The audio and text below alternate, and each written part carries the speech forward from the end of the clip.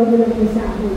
David po Lord, ang mga pakana ng Diablo ng Satan sa umagang ito, sa aming pakakiligan ng mga salita, winawasa ko sa pangalan ng Jesus. In Jesus' name. Yes. In Jesus' name. Salamat po, Diyos. Pinupuri ka namin. Nasasalamatan na victory ay na-receive na po namin sa tanging pangalan ng Jesus. Amen! Praise God. Tayo nga po ay sumigaw ng hallelujah. Pagkatapos ko po ng bilang na 1, 2, 3. 1, 2, 3. Hallelujah! Amen. Praise God. At hindi ko na po patatagalin ang ating pong ang title po ng aking preaching ay How to be Thankful in All Things. Amen. Ako nga po ay galak na galak kasi about Thanksgiving pa rin tayo ang ating topic and title sa ating iglesia. At ito po ay makikita natin sa Ephesians chapter 5, verse 19 and 20. NIV, New International Version. Ephesians 5:19 to 20, speaking to one another with psalms, hymns, and songs from the Spirit. Sing and make music from your heart or in your heart to the Lord, always giving thanks to God the Father for everything in the name of our Lord Jesus Christ. Kaya ko po ginawang from your heart or in your heart, same pa rin naman po. Sa Tagalog po, doon po sa ating magandang balita, sinulat ko na po. Sa inyong pag-uusap, gumamit kayo ng mga salmo, mga himno at mga awiting espiritual, buong puso kayo umawit at magpuri sa Panginoon, lagi kayong magpasalamat sa Diyos na ating Ama dahil sa lahat ng bagay sa pangalan ng ating Panginoong Jesucristo. Mga minamahal, yung nabanggit po doon sa verse 19 na speaking to one another, we are grateful. Tayo na nagkakasama-sama, ang sabi po ay Christians sing together as a result of God's work in our lives through the Holy Spirit. Na sa pamagitan ng Banal na Espiritu, sa ating pagsasama-sama, ay hindi may aalis na tayo magkaroon ng pag-aawitan. Ako nga po ay may nakita sa FB na ang sarap, yung overwhelming po ba yung pakiramdam mo by the power of the Holy Spirit na umaawit ng mga himno. And I pray na magkaroon po tayo dito sa church. At yun nga po, sa verse 20 na sabi ay, sing and make music in your heart or in your heart to the Lord. Always giving thanks to God, the Father, for everything in the name of our Lord Jesus Christ. At meron po akong isang tao na i-ambil sa inyo na siya ay separated sa mga kaibigan. I think isa siyang pastor, lingkod ng Diyos, nag-preach na rin siya. At ito po ay isa sa character sa ating Bible. Siya ay, pamuhan siya maging Christian, siya ay nag-separate na. Separated from friends at siya ay nagkaroon niya na naakusahan na hindi mga katarungan at siya ay pinahirapan, tinarato brutally at kung sino man yung taong ito, siya yung may karapatang mag-complain sa nangyari sa kanya. At it was the man that languishing, almost forgotten in a harsh Roman. At ito ay walang iba. In a harsh Roman prison na siya ay nakulong, walang iba ito kundi si Apostol Pablo. Inihalin tulad ko si Apostol Pablo bilang lingkod ng Diyos na a man who had learned the meaning of a true thanksgiving. Naunawaan niya ang tunay na pagpapasalamat even in the midst of great adversity. Sa kabila ng kanyang naranasan na may time nga po na sa acts na siya binugbog, na siya binago, even in the midst na sa kanyang naranasan, sa kanyang matindi kahirapan na naranasan, ay talagang siya ay naging matatag.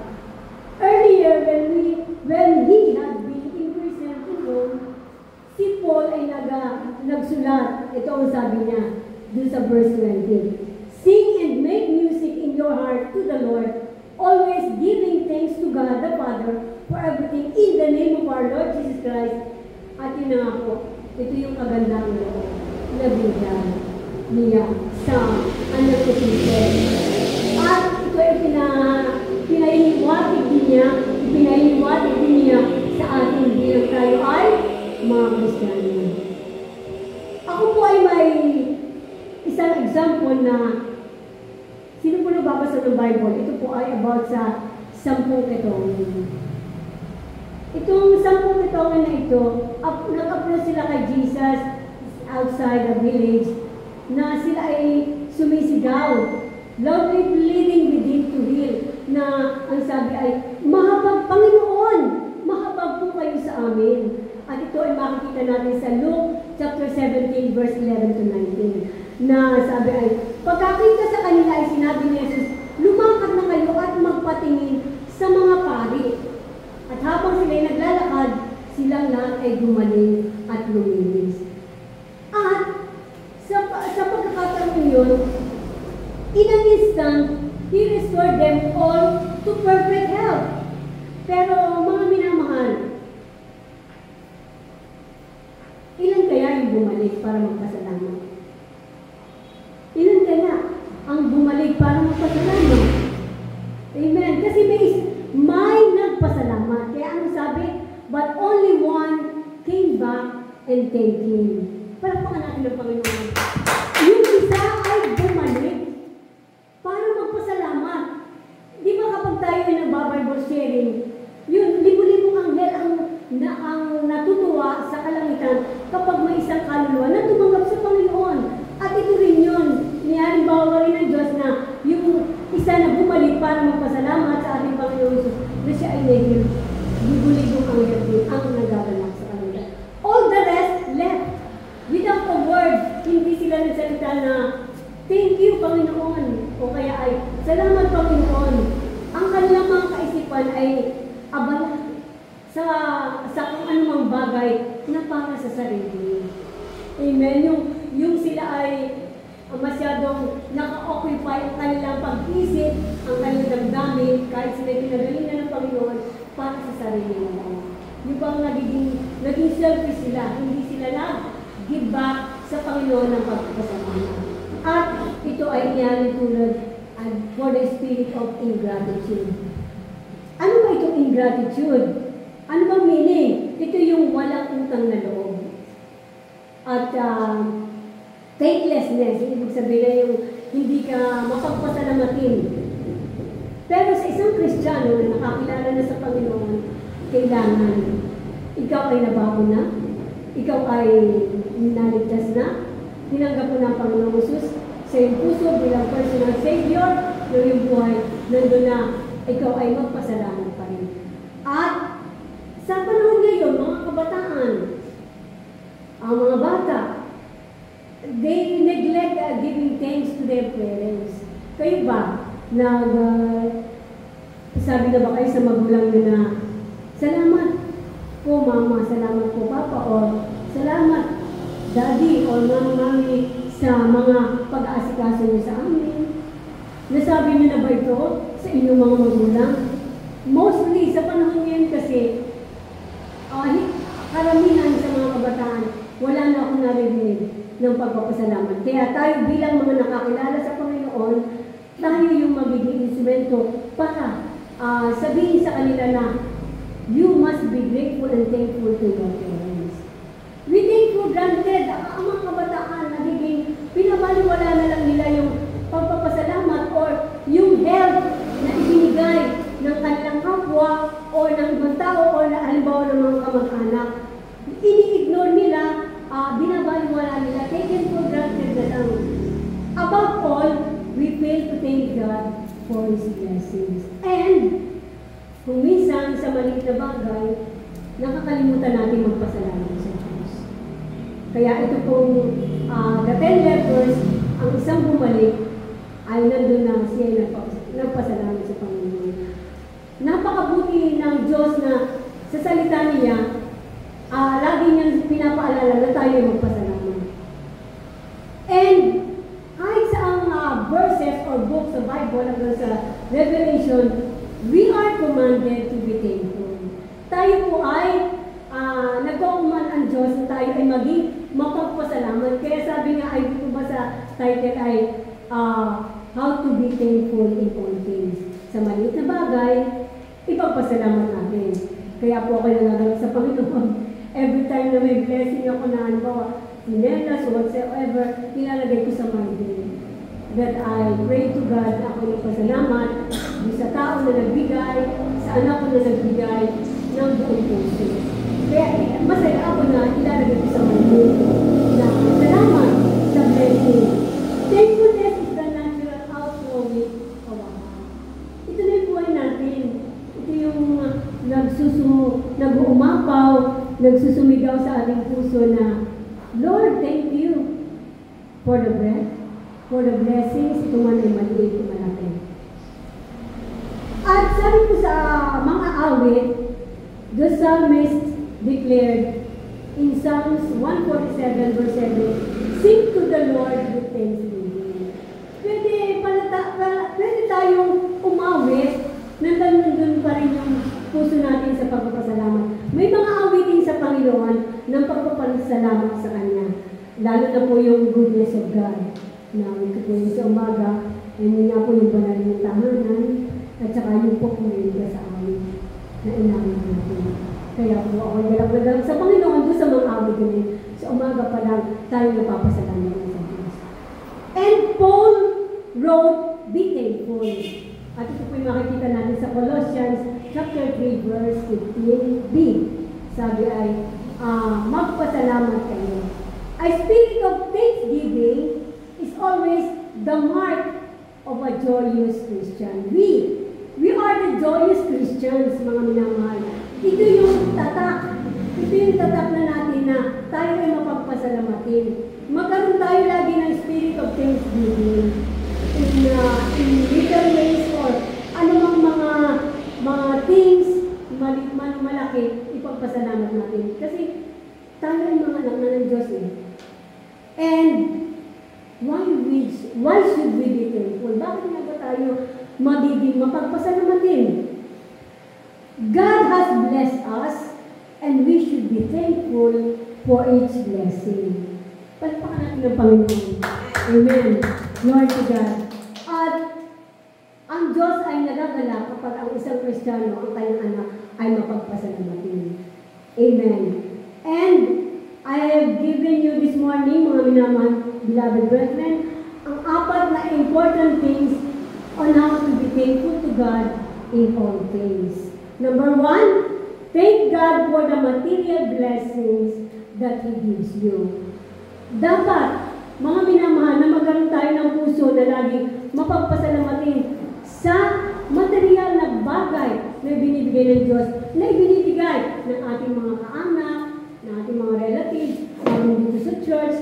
Ako po ay nagagalak sa Panginoon kasi si Brother Melvin ay lagi po siyang may binibigay sa aking verse. Kaya po, nung bigyan ko siya nung nag-get nung nakarang may Christmas party, tuwan-tuwa na po siya. Pali-thanking niya sa akin. At ito po ay glory to God na may isang kaluluwa na nandun na mapagpasalamatin sa anumang bagay na na-receive niya. We seem never to be satisfied with what we have. Kuminsan, ay Kristiyano na, hindi pa rin satisfied ang iba kung ano man yung na-receive. Minsan niya, pagka nakita, like for example, one time ko kasi, medyo sumimangot ako. Sabi nung ano ko, Mama, ba't gumanon ka? Ay, accident lang yung mga anak, sorry. Kasi hindi naman ako, wala akong sinasabi na maliit. Ang ano ko lang, ay may sasabihin sana ako na ipapaliwanag sa iyo.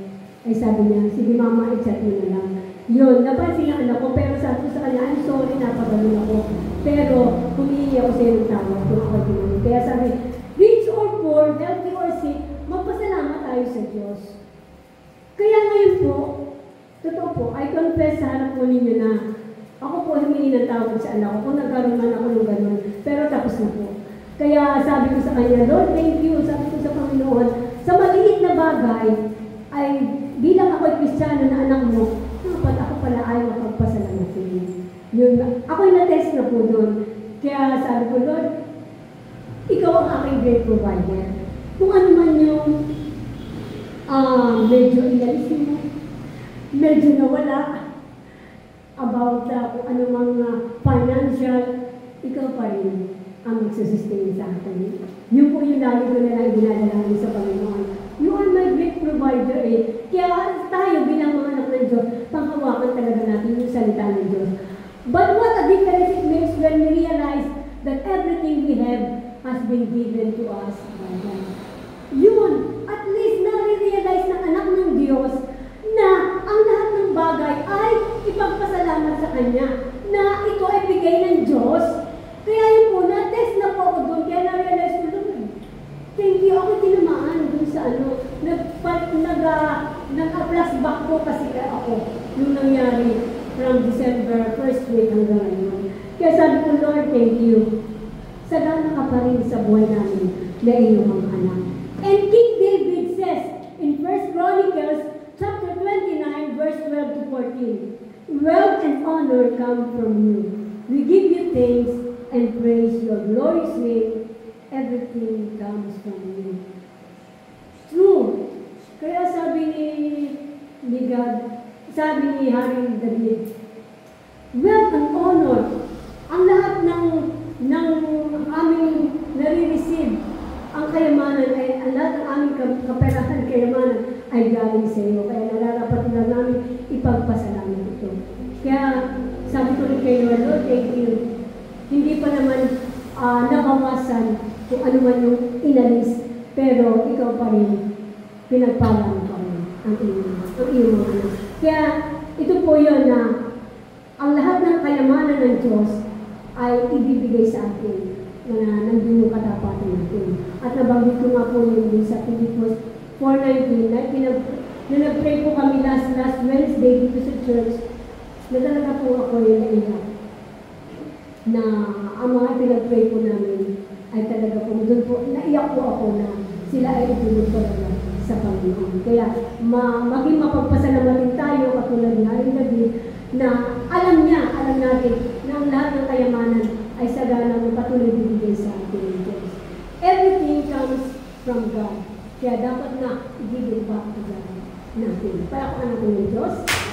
Number 2, thank God for the people in your life. Thank God for the people. Kayo, mga minamahal. Ako po'y laging, pag nag-chat-chat po ako, meron po ako sa huli na thank you, love you, or salamat. Napakahalaga po yun at may nakapuna po nun. May nakapuna po sa akin. Kaya yun po, napakahalaga po na tayo ay nagpapasalamat sa ating mga minamahal na kapatid sa Panginoon. Kapag nag-chat-chat tayo, nandiyan yung pagpapasalamat lagi sa huli. Kasi pinapadama natin sa kanila na mahal natin sila, love you, thank you. At tayo ay grateful sa kanilang buhay na ginagamit para sa atin, para tayo matuto. Ako po ay grateful. Kasi natuto ako gumawa ng mensahe, natuto ako mag-meditate ng Word of God, natuto ako mag-pray. Kaya, we are blessed. I am blessed and we are blessed dahil ang bawat isa sa atin ay nagtuturuan at nagmamahal. It is easy to take people for granted.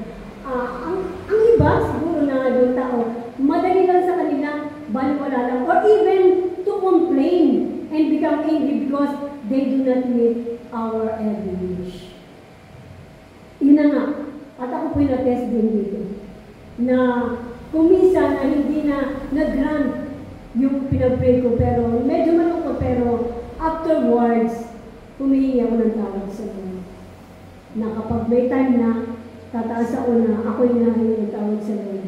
Pagtaas ko, Lord, patawad. Kung ako man ay hindi grateful dito sa binigay mo sa akin. Kaya yun po yun, sa bawat paghiling natin sa Lord, huwag tayong mag-negative or sasamaan Lord. Kasi ang Diyos naman yung sinabi niya na, ako ang nasa akin ang kayamanan, wealth and honor.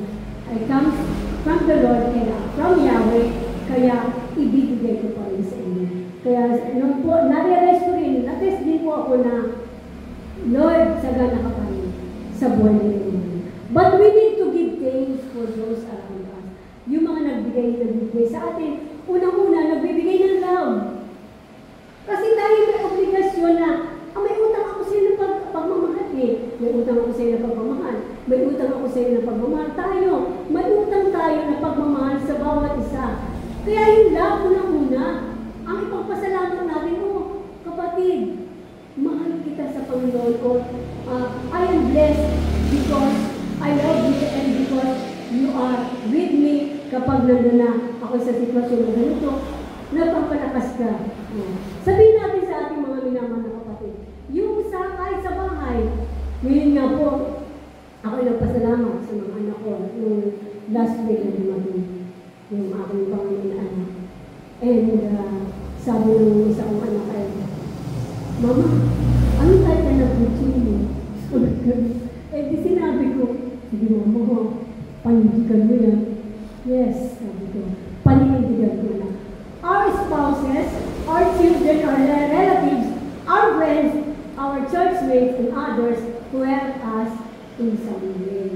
Na nandun yung pagtulong sa atin, unang-una yung love na naipadama natin sa bawat isa, yung patuloy na pagdamay, pag-encourage na, kung church ka naman, kaya ay in some way na may hindi ka kayang gawin sa iyong meditation, lahat pwede natin sabihin sa ating mga minamahal na kapatid. At the Christians in Corinth were far from perfect. Parang napakalayo na sa perfection ang Kristiyano ng mga taga-Korinto. But si Paul began his first letter to them by saying, ito yung sinabi ni Apostol Pablo, I always thank God for you. At ito'y makikita natin sa 1 Corinthians chapter 1, verse 4. Nagpasalamat siya, si Apostol Pablo, dahil kahit sila malayo kung sa tingin, napakalayo para sa perfection, dahil siguro, pinoproblema ni Apostol Pablo yung kanyang mga pananampalataya ng mga taga-Korinto, pinagpepray pa rin niya at sinabi niya, I always thank God for you. Ako po na-touch doon, kaya sabi ko po, sasabihin ko na sa aking mga minamahal na kapatid sa Panginoon, I always thank God for you. Na ako ay na-save, ako ay nandito, ako ay nag-iintod sa Panginoon, ako ay natuturuan about sa preaching, kung paano paggawa ng mensahe. I always thank God for you, my beloved brethren. When a group of believers, when Paul had never met, yung mga hindi pa niya nakikilala, ay nagkita-kita. I think ito yung nakita siya. Came out to greet him as he approached Rome. At sabi ay, we read that at the sight of this man, Paul thanked God and was encouraged. Na nagpasalamat si Paul sa kanila kasi nandun na, I think, pinuntahan siya sa Rome, o nung siya na binanggo. Ibig sabihin lang nun, mga minamahal, yung isang tao, or dalawang tao, tatlong tao, na pinuntahan ka sa bilangguan, napaka-blessed mo na. Kaya ito yung sinabi ng Apostol Pablo sa Acts 28 verse 15, na at the sight of this man, Paul thanked God and was encouraged. Lalo siyang nagpursige. Si Apostol Pablo na isulat ang Epistles. Sumulat sa mga taga-Corinto, sa mga taga-Thessalonica. Thank God for those who touch your life.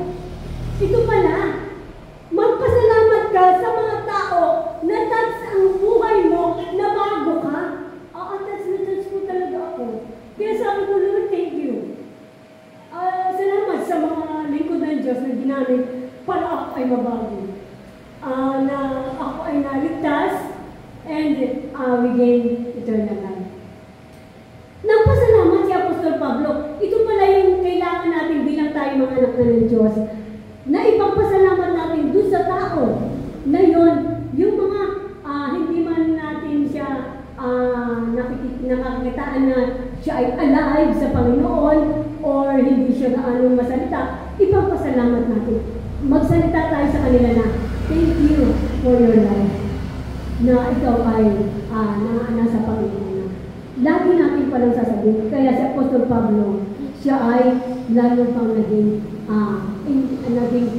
nagkaroon ng encouragement sa mga taong yun para siya ay sumulan ng epistle at maging matatag kahit siya ay nasa Panginoon. Ipagpasalamat natin, nag-reveal po sa akin ng mga kapatid natin sa Panginoon na hindi pa ginagamit sa pag-share ng Word of God, pinapray ko po ng bawat isa ay matuto magsalita, magpahayag ng salita ng Diyos. Madagdagan ang ating mga preachers, ang ating mga exhorters, ang ating mga ginagamit sa bawat ministry, lalo na sa prayer. And nandun na, pinapray ko rin po na talagang ako ay makapag-focus na. Pero subalit naman, ito po yung pag-uusig. Is when a person or group is mistreated by a person or group for their beliefs and customs. Yung mostly yung pananampalataya natin. And for example, hindi po maiwasan kahit sa pamilya, sa mga anak, or sa kamag-anak, nandun na may persecution.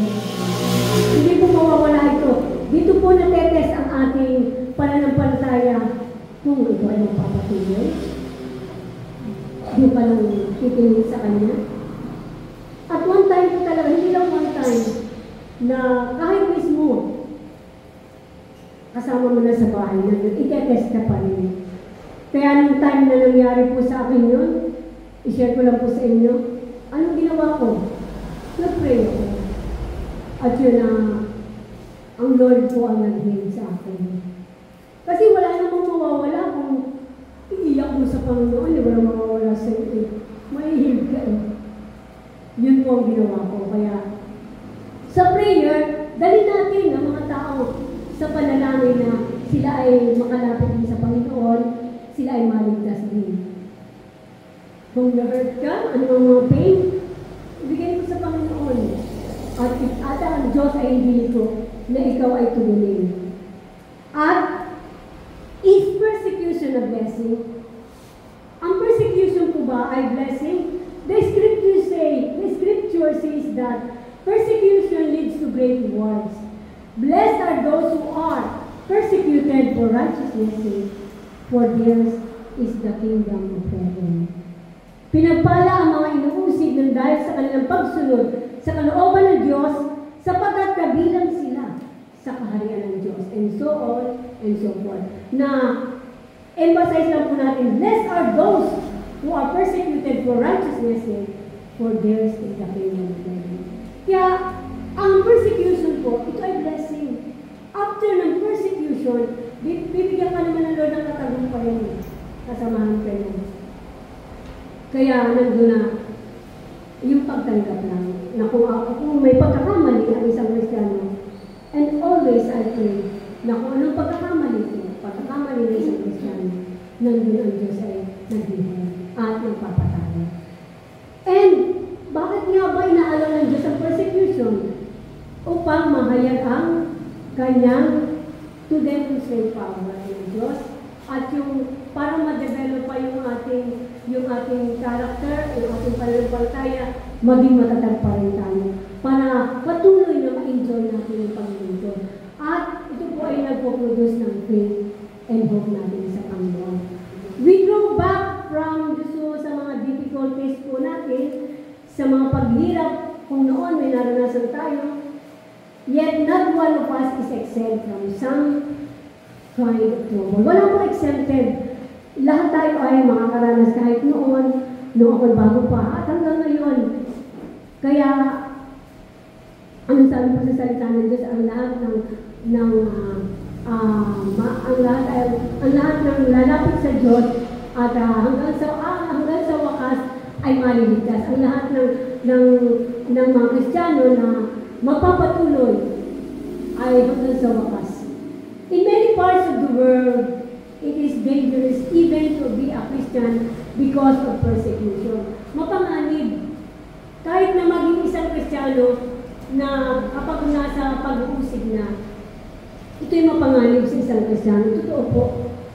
Kasi po, kapag time na Siyempre, nandiyan yung kaaway eh. Sabi sa 1 Peter 5:8 na umaatuman. Sino ba ito umaatuman na ito? Hindi yun. Ito yung evil na nagpapalat sa'yo na ganyan. Yun yung na gumagawa ng hindi maayos na ikaw ay pabagsakin. Pero ano sabi ng Diyos, ito mga mapanganib na mga persecution na ito yung magiging daan para maging matatag ka. At mostly, bilang mga anak ng Diyos, tayo mga nakakilala na sa Panginoon, dali natin sa panalangin. And I always do that. And yet, in the midst of those trials, we can thank God. Amen. Pagkatapos ng pag-iyak mo sa Panginoon, ang sarap. Magpapasalamat ka sa Diyos. Magpapasalamat ka sa Kanya. Kasi na-healed ka at yun yung magiging tuntungan mo, yung pag-uusig o trials, o testing man ito na siya magiging daan para maging matatapos.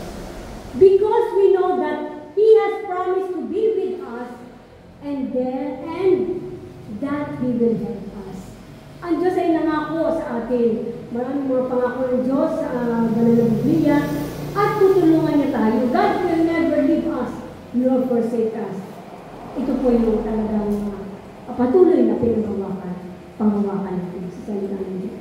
We know that He can use times of suffering to draw us closer to Himself. Yung mga times na tayo ay nasa pagsubok, mga testing na yan, dumarating tayo sa mga suffering or mga pains or distress, ito yung naglilid para tayo maging closer to God.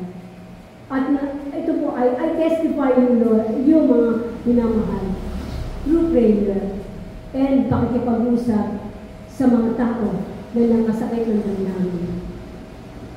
Kasi talaga kung one time hindi may aalis nandiyan yung kaaway. Talagang nangbibiyagi siya na talagang gusto niyang manila. Pero sa umaga pa lang, i-review na natin ano ang pangalan ng kaaway. James chapter 1 verse 2 and 3. Consider it pure joy, my brothers, whenever you face trials of any kind, because you know that the testing of your faith develops perseverance. Perseverance ito yung pagtitiyaga natin. Sabi ko nga po, ako po ba ang nagtatanong? May tiyaga pa po ba ako? Sabi ko, thank you Lord, paminsan-minsan nakakabala ko ng midweek service. And ito pong consider it pure joy, my brothers, ito po panghawakan natin na i-consider natin na yung mga nararanasan natin mga testing and trials, anong mga pains, i-consider natin na tayo ay nagagalak pa rin, sabi ng Apostle Pablo. At ito ay pagtatest sa ating pananampalataya na nagde-develop na tayo maging matyaga pa rin. At yung ating pananampalataya ay patuloy na maging matyaga pa rin. Magpatuloy. Sabi nga po ng isang pastor, ay magpatuloy ka lang, sister. Magpatuloy ka lang. May mga nararanasan ka. Diyan ka itetest niya. When the prophet Daniel learned that evil men were plotting against him, si Propeta Daniel ay nagkaroon ng, may mga kasama siya doon sa kanyang, mabilanggo, doon sa kanyang, sa kanyang plot. Sabi, when Prophet Daniel learned that evil men were plotting against him to destroy him, he got down on his knees and prayed, giving thanks to his God just as he had done before. Daniel chapter 6 verse 10. Sa palagay niyo, ilang beses manalangin si Daniel? Umaga, tanghali, hapon. At na-discern niya na may mga hindi magandang plano sa kanya ang mga kasama niya doon sa kanyang pinaglilingkuran ng hari. Pero ano yung ginawa niya? Diretso pa rin siya. Through prayer, dinaan niya sa panalangin na siya ay gabayan ng Diyos. Nakakatuwa isa po pa rin po si Daniel na mapanalangin. Kaya, yung po sinabi ko kanina na through prayer, ang Diyos po ay kikilos. At siya ay iniigtas doon sa dahil ng siguro. Siya po ay hindi natupo ko ng apoy. The Bible commands, give thanks in all things, in all circumstances, for this is God's will for you in Christ Jesus. Makikita po natin sa 1 Thessalonians 5:18. Give thanks, lagi tayo magpasalamat sa Diyos. In all circumstances, ano mga testing and trials na nararanasan natin. Sabi ko nga, Lord, pinagpala mo na kami. Pinagpala mo na kami, pero bakit nararanasan namin yung mga konting testing? You are privileged to share the life of those who are living in the light. Ang ganda mo nito sa Tagalog. Nasa ko po ito. Colossians 1:12. Colossians 1:12. Aside mo.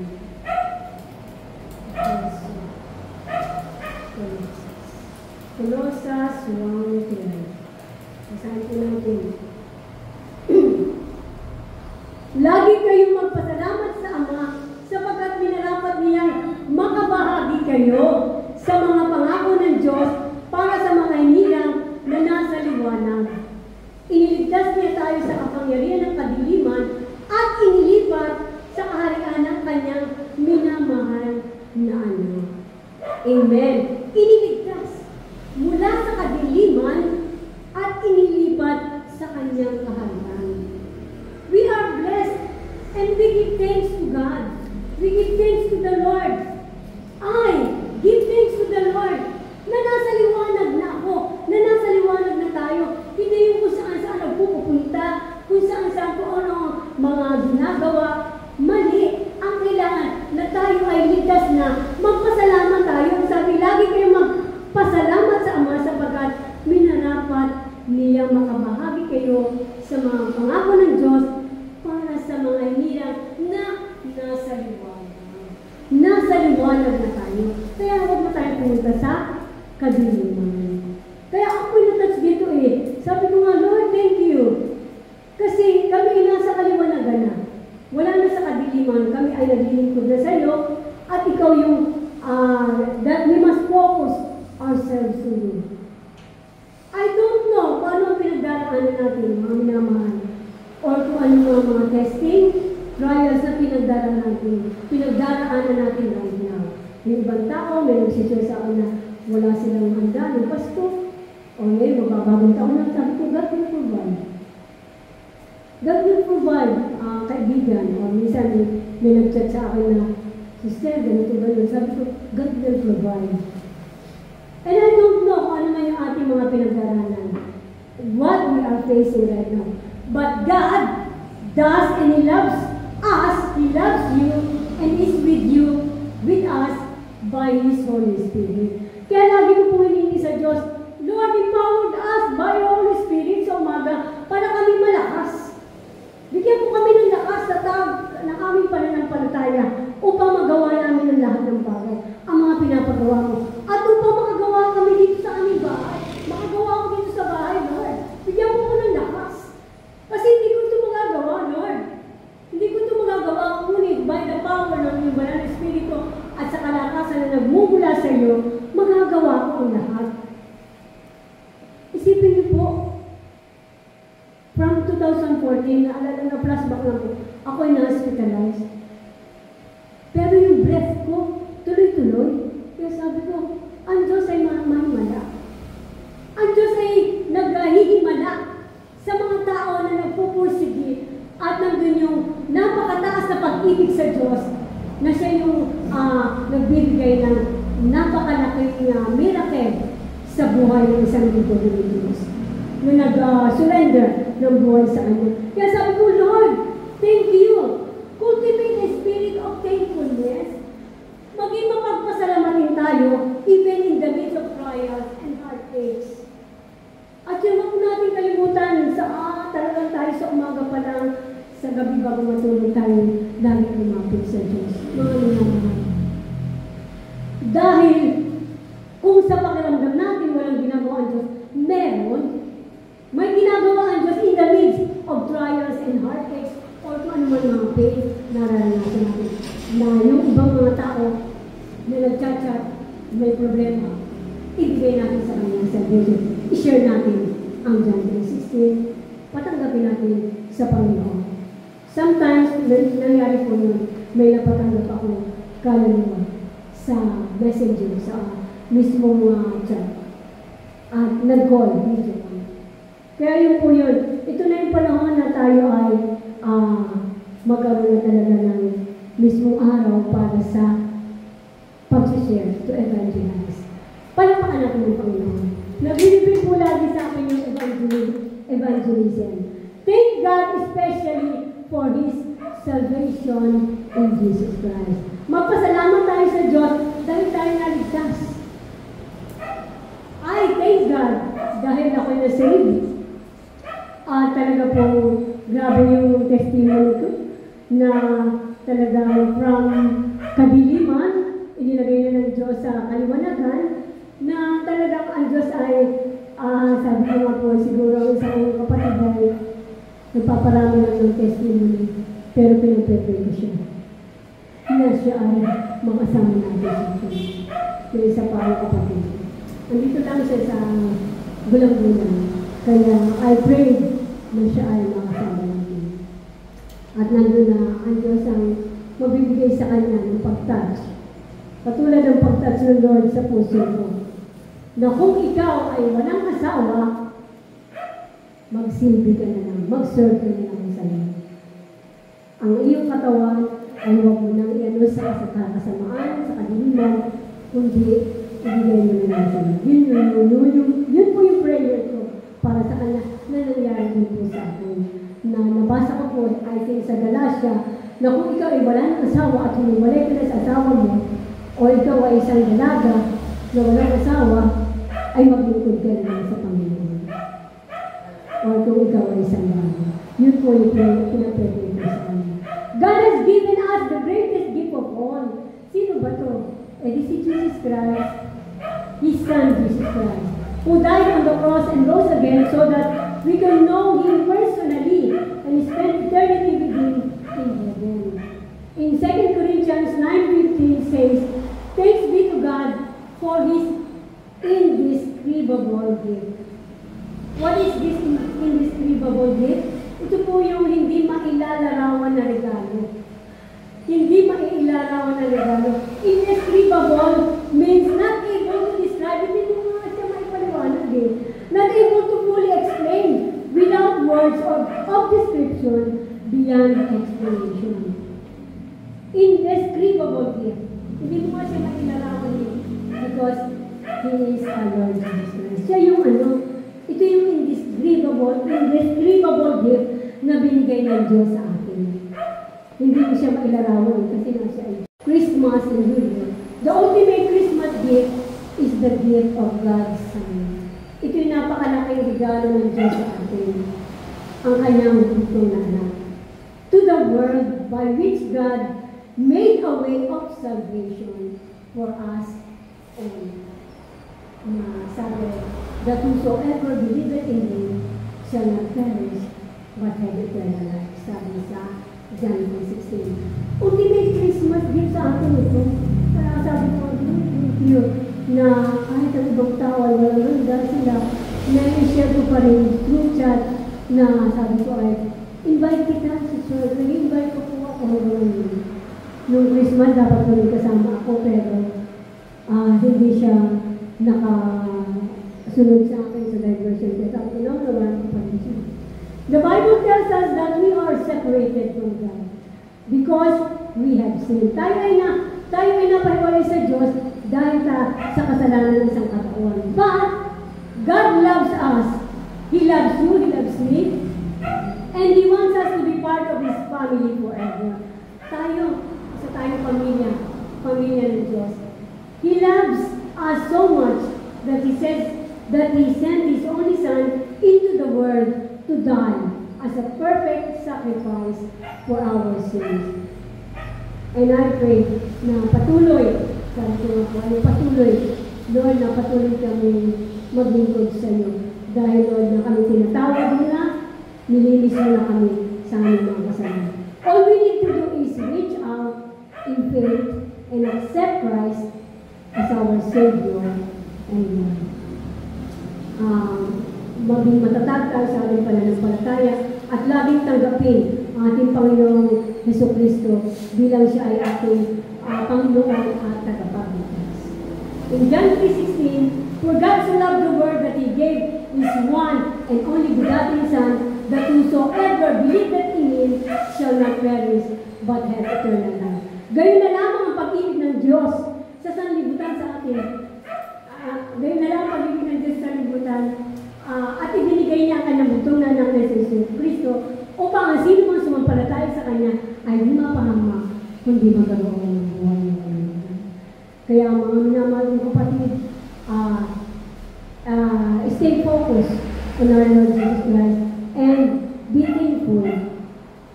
Be grateful and be thankful for whatever material things, financial things man to, or kung anong mga blessings, ipagpasalamat natin sa Diyos. Because God loves us. Hindi mapapantayan ang pag-ibig ng Diyos sa atin. At huwag natin kalimutan how to be thankful to God. First, thank God for the material things that He gives us. Thank God for the people in our lives. Thank God in the midst of trials and even persecution. And we thank God especially for His salvation in Jesus Christ. Palakpakan natin. Yan, nakasamahan ko sa panalangin. Hallelujah. Oh, thank you so much, Father God. Napakabuti mo po, oh God. Your love for us is great, Lord. Kaya, Lord, we are grateful and thankful, Lord, sa iyong mga kapayagan na patuloy na inililibig mo sa iyong mga anak. Hallelujah. Salamat po, Lord God. Kami po ay buong puso, wholeheartedly nagpapasalamat. Napakabuti mo, O God, sa buhay ng ulo. Magi, Lord, sa iyong mga salita na ilibig mo. Lord, pagpalain mo po ang bawat nakinig at pagpalain mo po, Panginoon, ng mga tao na aming masishare pa ng iyong mga salita. Salamat po, Diyos. And we claim, Lord God, the victory at na-receive na po namin right now in Jesus' mighty name. Amen.